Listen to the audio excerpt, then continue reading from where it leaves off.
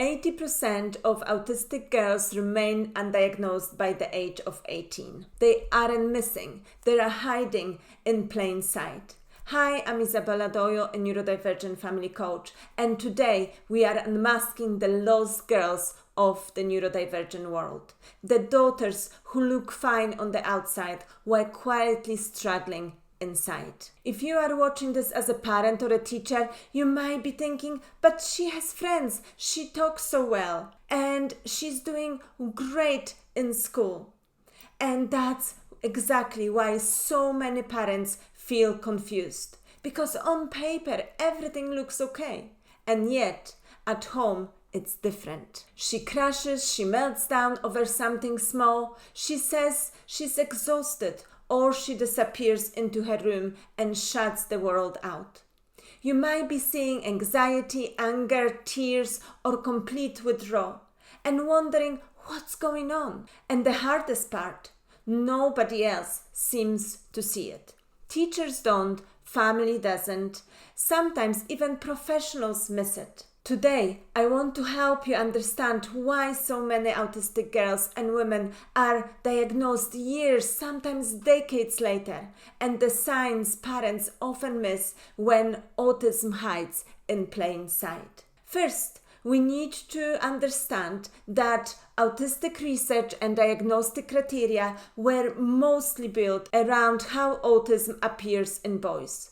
So many adults are looking for very specific picture, obvious social withdrawal, repetitive behaviors, noticeable communication differences, behaviors that stand out quickly. And when girls don't look like that, autism gets ruled out. But girls often present differently. They seem social, chatty, imaginative, even confident on the surface.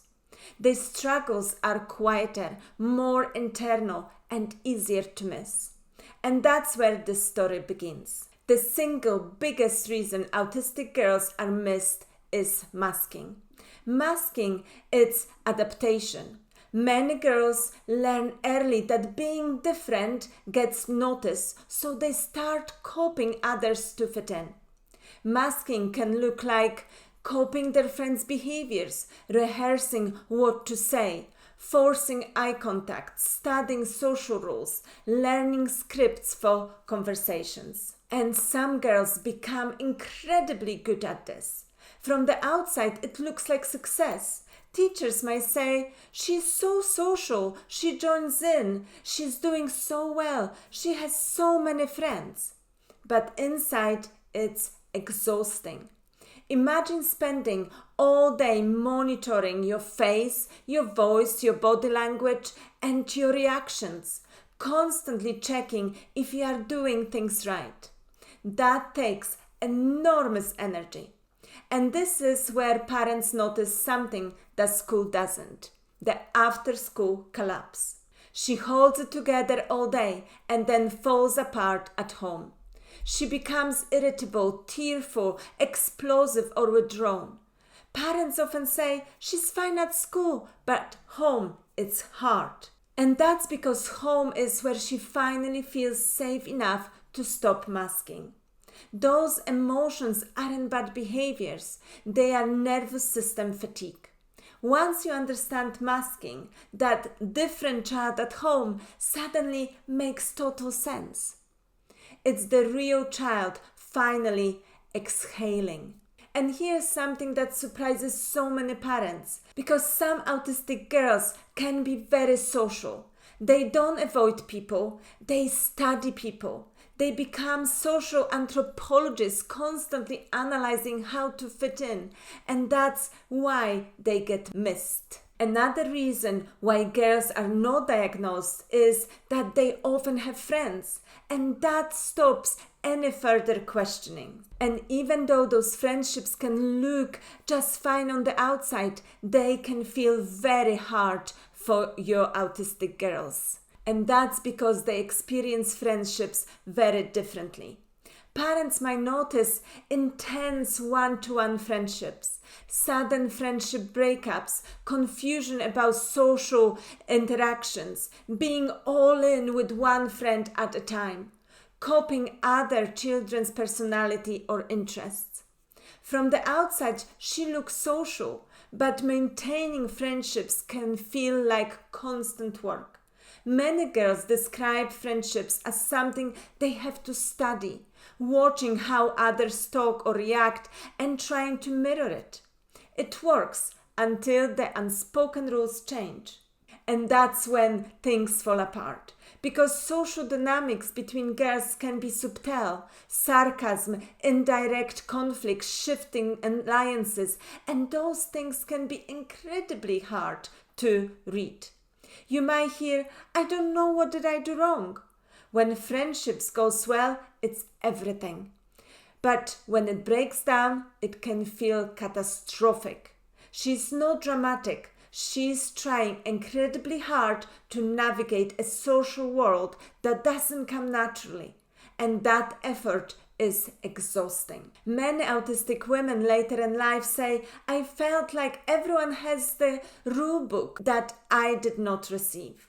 And when you don't understand why things feel hard, you start blaming yourself. Another reason girls are often missed is because their interests look typical. Instead of numbers or trains, you might see animals, books, music, art, celebrities, fashion and makeup, or psychology and fictional worlds.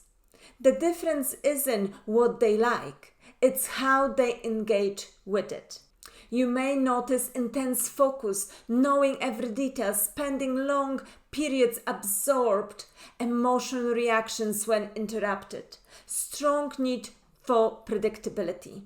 These interests are often regulating. They provide comfort and structure. But because society expects girls to be passionate about these things, adults miss the autistic patterns underneath. And here's a quick question for you. Did your daughter ever seem mature beyond her years, but emotionally overwhelmed underneath? If yes, this next part really matters. Because many people expect struggle to look loud, but many autistic girls turn the stress inwards. Instead of visible disruption, you may see anxiety, perfectionism, people-pleasing, over-apologizing, shutdowns, or harsh self-criticism. These girls are often praised, the good girls, the ones who try hard. But that doesn't mean they are okay. They are working overtime to cope. Perfectionism becomes protection.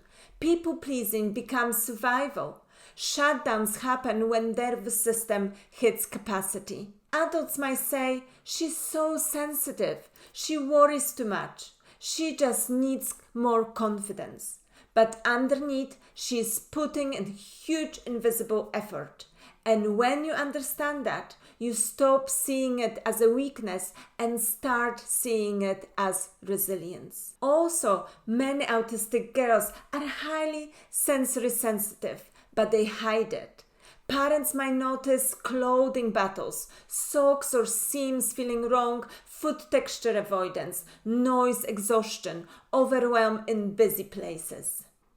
What looked or seemed fine yesterday may feel unbearable today, and that's because sensory systems fluctuate.